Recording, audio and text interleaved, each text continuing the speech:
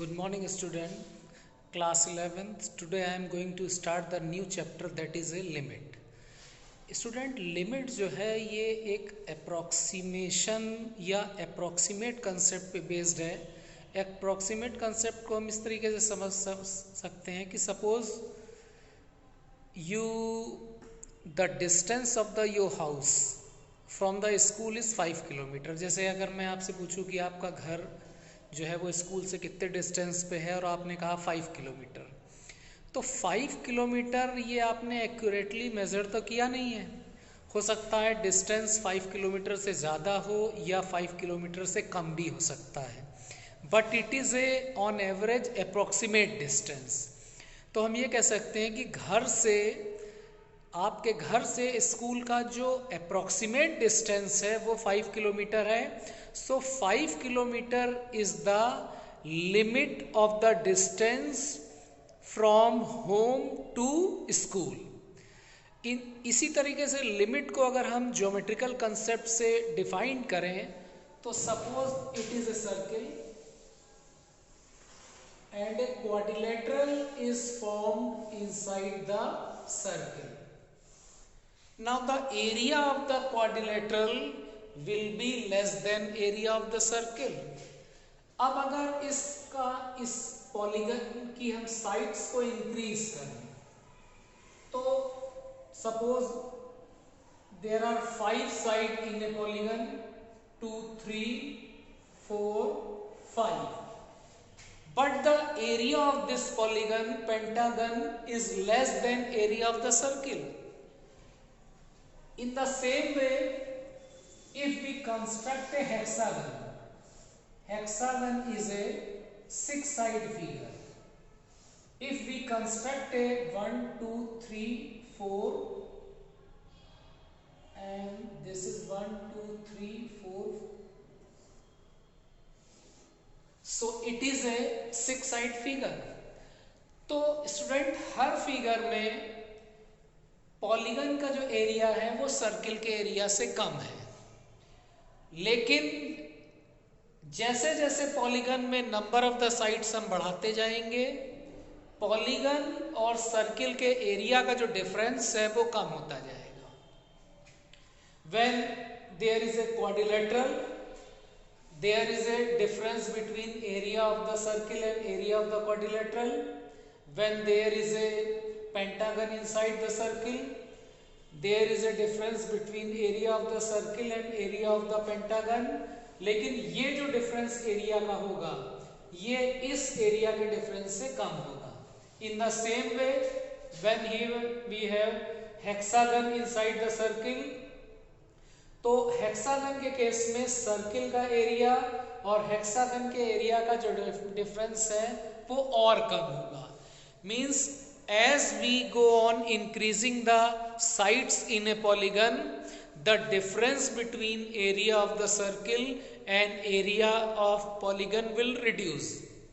तो स्टूडेंट क्या कभी ये हो सकता है कि सर्किल का एरिया पॉलीगन के एरिया के बराबर हो जाए? तो theoretically this is not possible. Polygon का एरिया कभी भी सर्किल के एरिया के बराबर नहीं होगा, लेकिन हम ये कह सकते हैं when number of the side in a polygon is infinite then area of the polygon is equal to area of the circle. अब किसी भी पॉलीगन में नंबर ऑफ द साइड्स जो हैं वो इनफाइनाइट नहीं हो सकती हैं. तो यहाँ कहने का कंसेप्ट ये है कि as we go on increasing number of the side in a polygon, the difference between area of circle and area of polygon will be minimum. जैसे जैसे हम पॉलीगन की साइड्स बढ़ाते जाएंगे सर्किल और पॉलीगन के एरिया का जो डिफरेंस है वो कम होता जाएगा, लेकिन कभी भी सर्किल का एरिया पॉलीगन के एरिया के बराबर नहीं होगा. This is the concept of the limit. तो हम ये कह सकते हैं कि when number of the side in a polygon is infinity, the area of polygon is equal to area of the circle. इसको एक्सप्लेन करने के लिए एक और हम लोग एग्जाम्पल लेंगे. Now student, to understand the concept of the limit I am going to consider a very interesting example. The function fx is x square minus 4 upon x minus 2, and we have to find the value of function at x is equal to 2. अगर इस function में x is equal to हम 2 रख दें तो ये 0/0 आ गया, which is a undefined form. इसका मतलब ये जो फंक्शन है वो 2 पे डिफाइंड नहीं है, 2 पे अनडिफाइंड है. लेकिन इसी क्वेश्चन में अगर हम न्यूमरेटर में a square minus b square का फार्मूला अप्लाई कर दें तो x माइनस 2 फैक्टर जो है वो कैंसिल हो जाएगा और x प्लस 2 बचेगा. अब यहाँ पे अगर x की जगह 2 रख दें तो वैल्यू आ जाती है 4. तो देखो सेम स्टूडेंट सेम क्वेश्चन है, हमने सेम क्वेश्चन में दो अलग अलग तरीके से कैलकुलेशंस किए और दोनों रिजल्ट्स अलग अलग हैं. तो यहीं पे लिमिट का बिल्कुल क्लियर कंसेप्ट है. स्टूडेंट दोनों कैलकुलेशन में गलती ये है, there is a error in the calculation, क्योंकि अगर दोनों सही हैं तो रिजल्ट अलग अलग क्यों आ रहे हैं.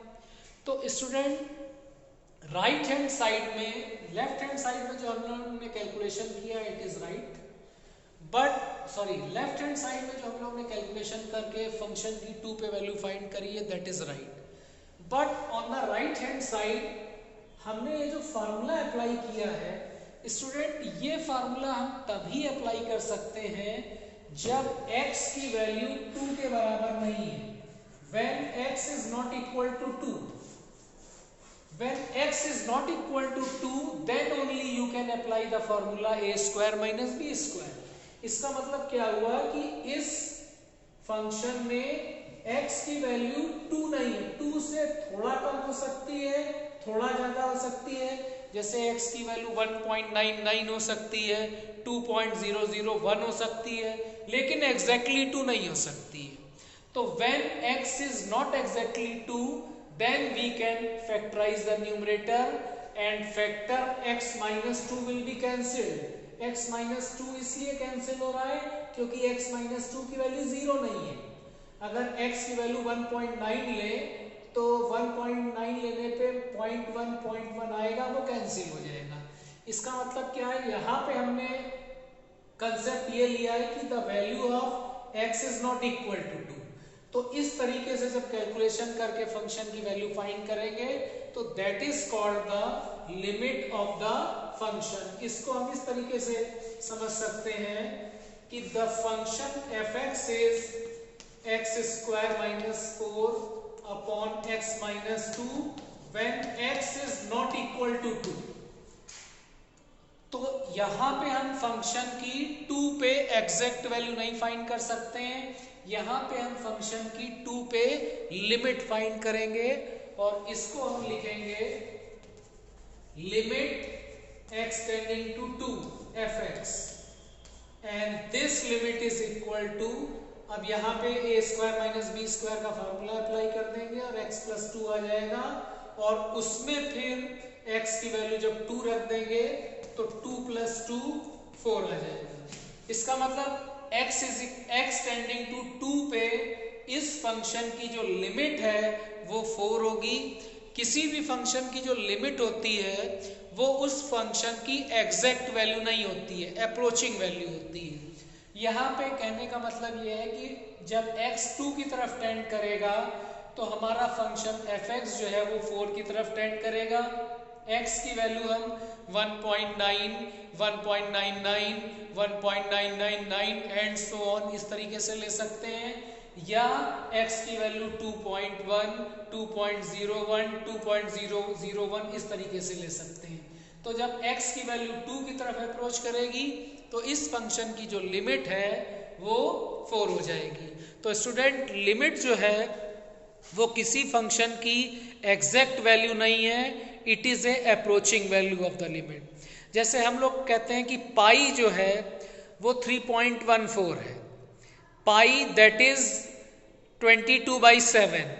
तो 22/7 की जो एग्जैक्ट वैल्यू है वो 3.14 नहीं है, 22/7 की जो लिमिटिंग वैल्यू है वो 3.14 है, क्योंकि हम जो है 22/7 जो है वो रेशनल नंबर है, लेकिन पाई जो है वो इरेशनल नंबर है। इसका मतलब 22/7 की जो वैल्यू 3.14 हम ले रहे हैं, that is a limit of the function.